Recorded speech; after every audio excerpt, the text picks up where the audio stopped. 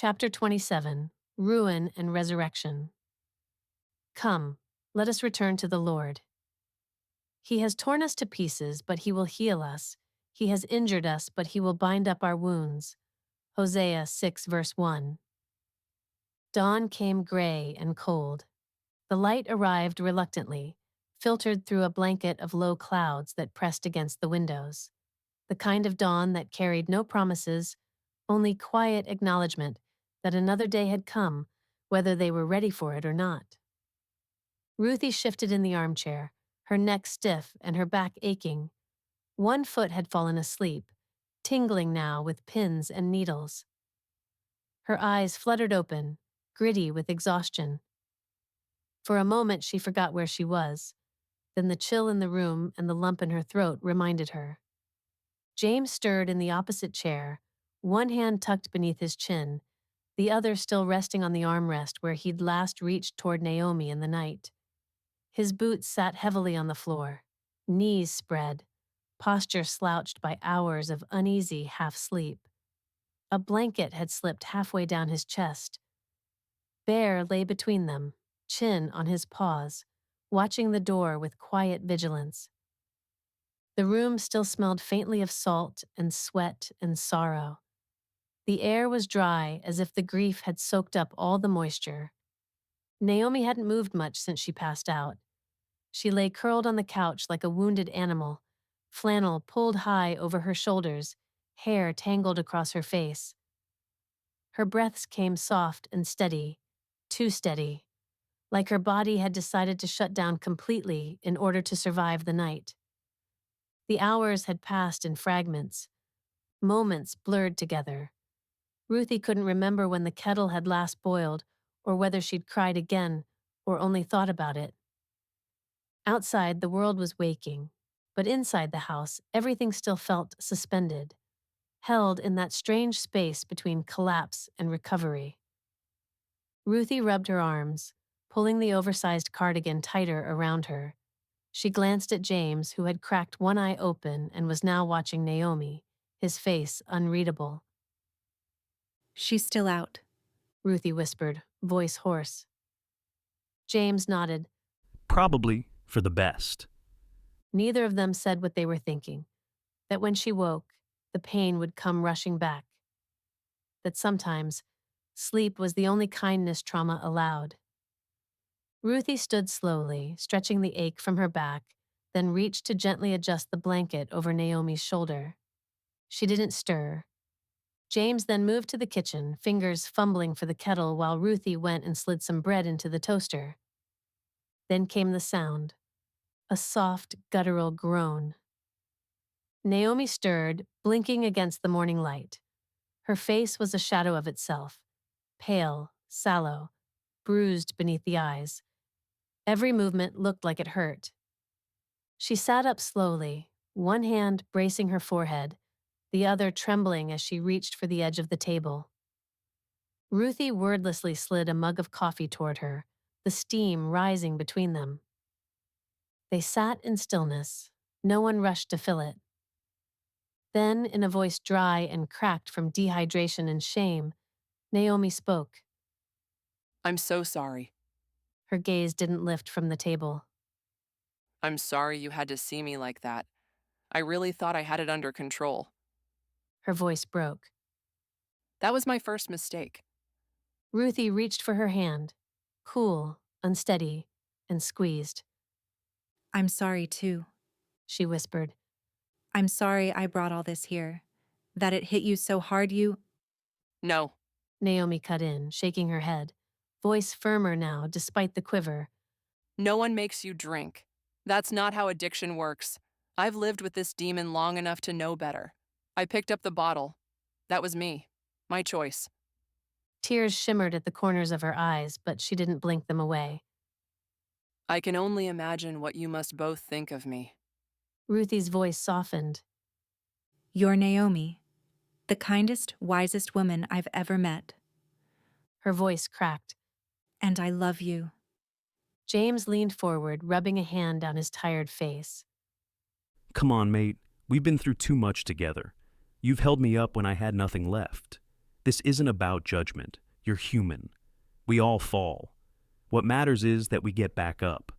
Let's get some food into you, and then I'll drive you to see Pastor Luke. Sound good? Naomi nodded, eyes wet but no longer drowning. James smiled faintly. Love you, mate. She exhaled through a broken smile. Love you too. After breakfast, they drove in near silence, the hum of the engine blending with the rustle of eucalyptus and the haunting cry of magpies along the fence line. The road was still damp from overnight mist, the gravel whispering under the tires. James turned into the familiar gravel lot beside the old country church. It stood quiet, humble, its white weatherboard exterior chipped by wind and time, the tin roof humming softly in the breeze. A simple wooden cross rose from the peak of the roof, steady against the open sky. The front steps creaked as the wind passed through, and the porch, lined with worn benches, looked like it had held generations of weary souls. Sunlight filtered through clear glass windows trimmed in timber, casting clean light onto the entryway. There was no grandeur, no ceremony, just peace. Honest, unpolished peace. The kind that smelled like timber floors and old hymn books. Ruthie hesitated at the threshold. She had never stepped into a church before, not as a child, not even when she was searching for something she couldn't name. And yet, her feet moved, not with confidence, but with a strange, quiet pull, like the place was calling her home without words.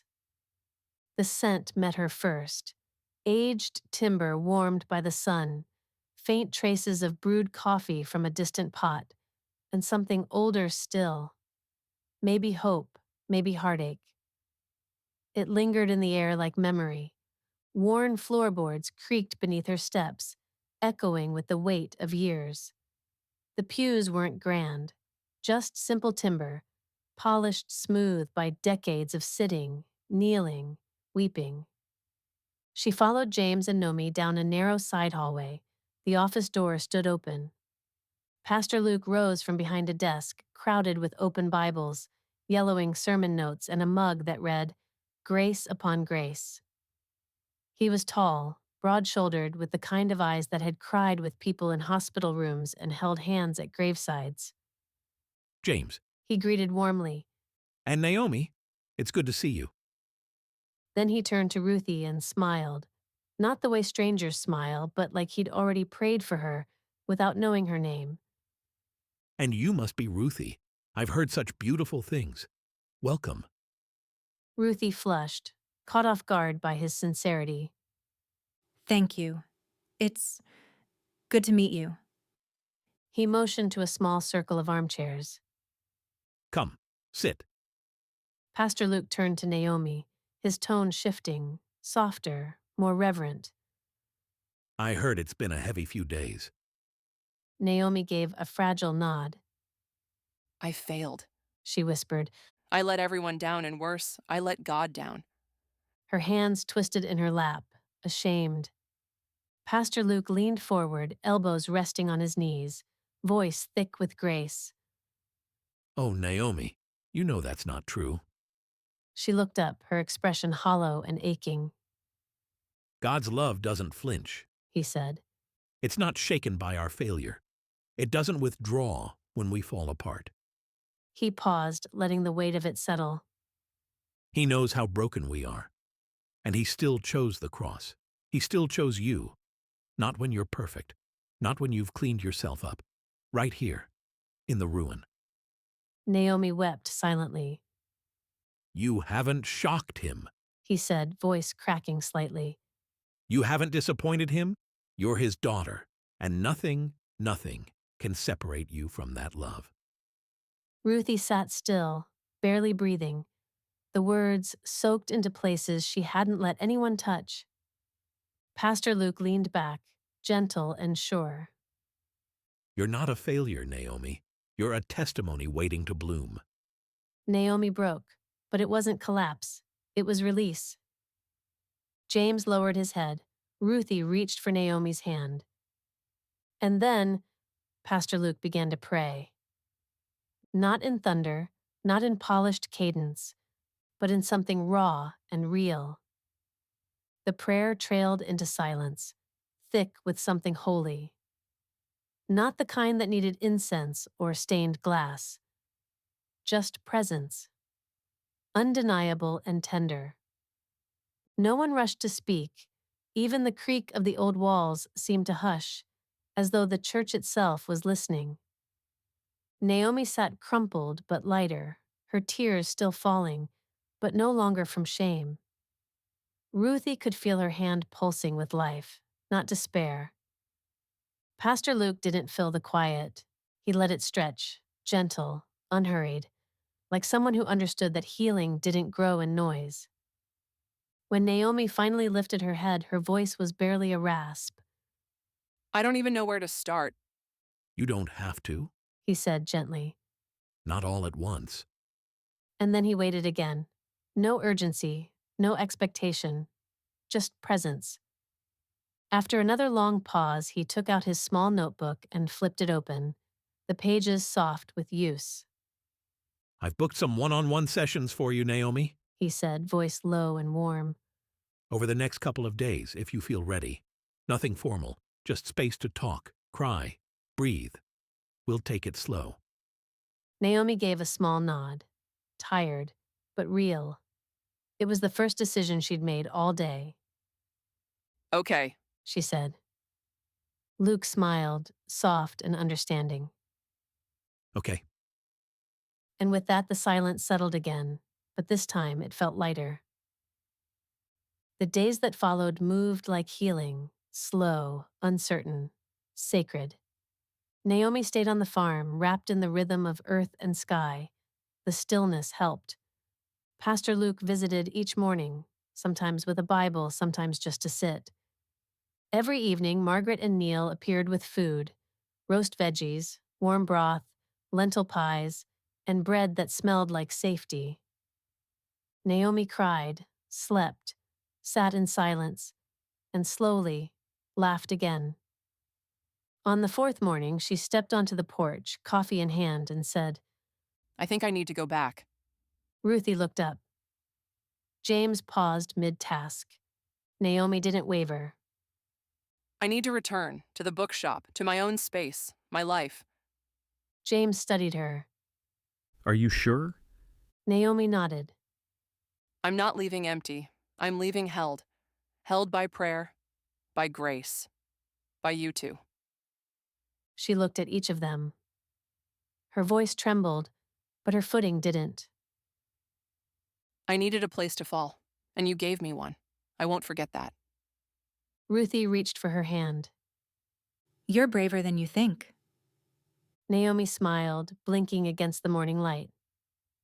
I don't feel brave, but I feel loved, and maybe that's the same thing.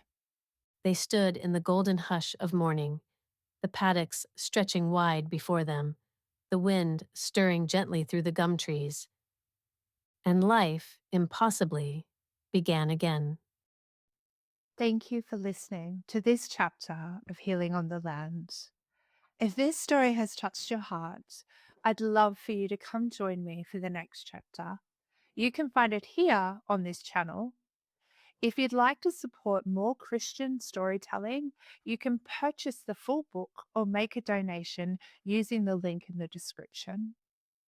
Your support, no matter the size, helps us to continue writing stories of faith, healing, and hope. And don't forget to like this video and subscribe to this channel. May God bless you, and I hope you have a lovely rest of your day.